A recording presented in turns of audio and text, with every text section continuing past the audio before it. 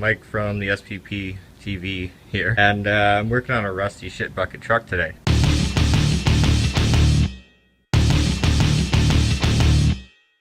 What's up, guys? Today we're working on a rusty Chevy instead of a race car. GMC.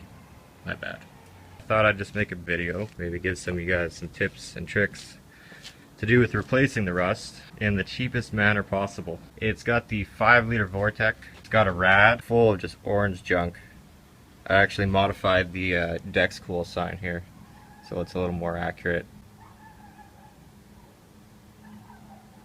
It runs half decent. I'm pretty sure it had pretty few owners. I bought it for $700 to be a winter beater, and as you can see, it's quite rusty there and here, passenger side here, and of course the box sides. Here's the pieces I cut off the side of the truck originally. You can see, pretty rusty.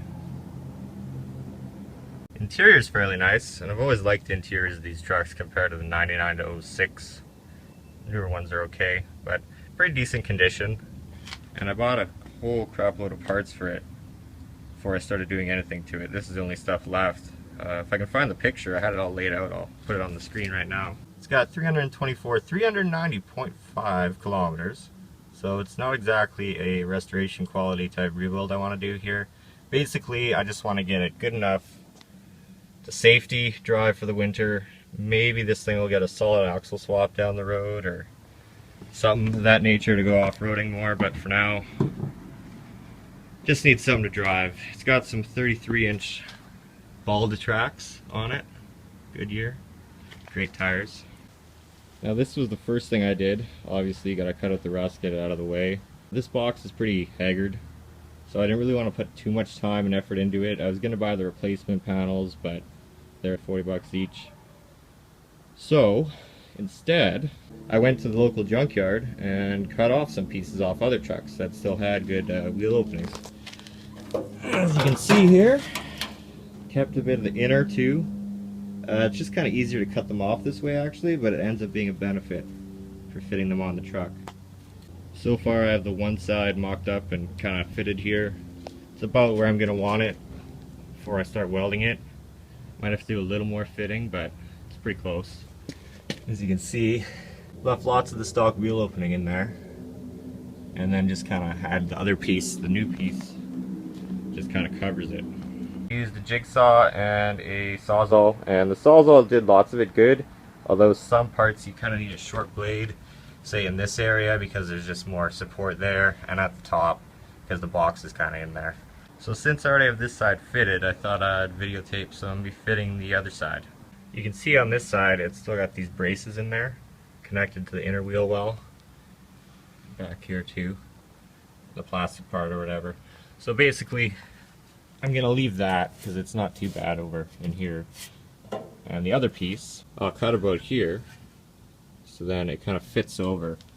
Also, on the other one I cut this lip off so it'd slide up in there, so I'll do that too.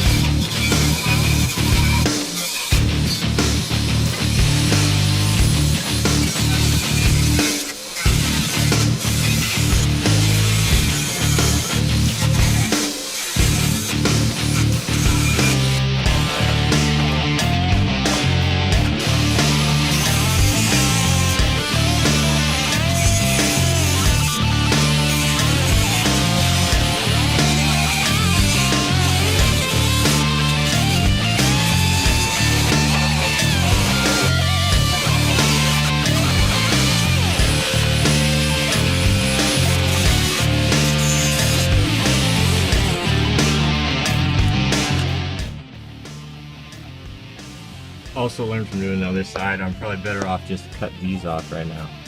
Little end pieces of the lips that are left, so I'm going to go ahead and do that.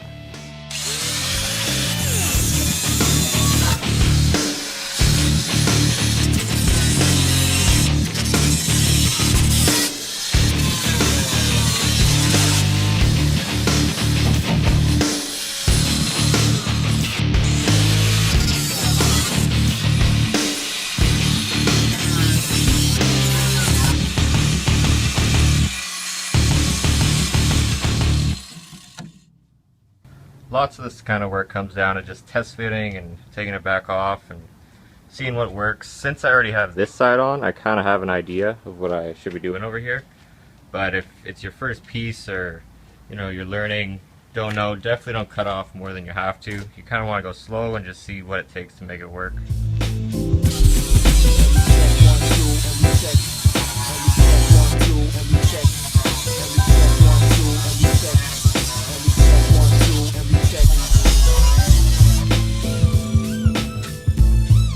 Alright, and now we're going to try to fit it.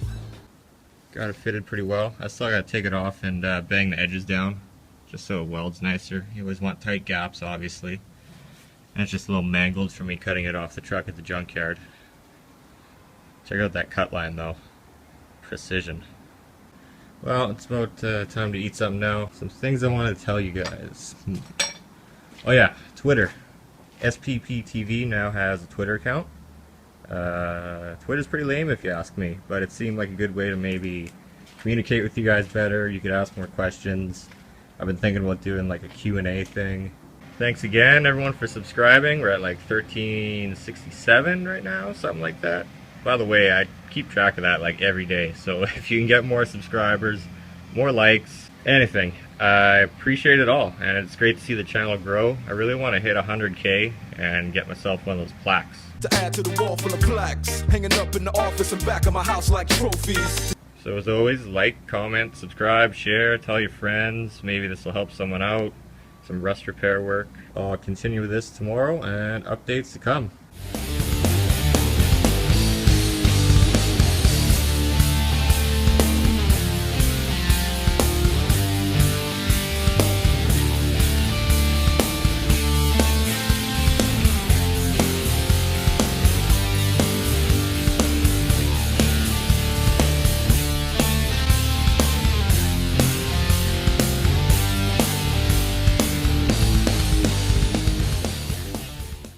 Everybody wanna talk like they got something to say, but nothing comes out when they move their lips. Just a bunch of motherfuckers act like they forgot about Motherfuck the police.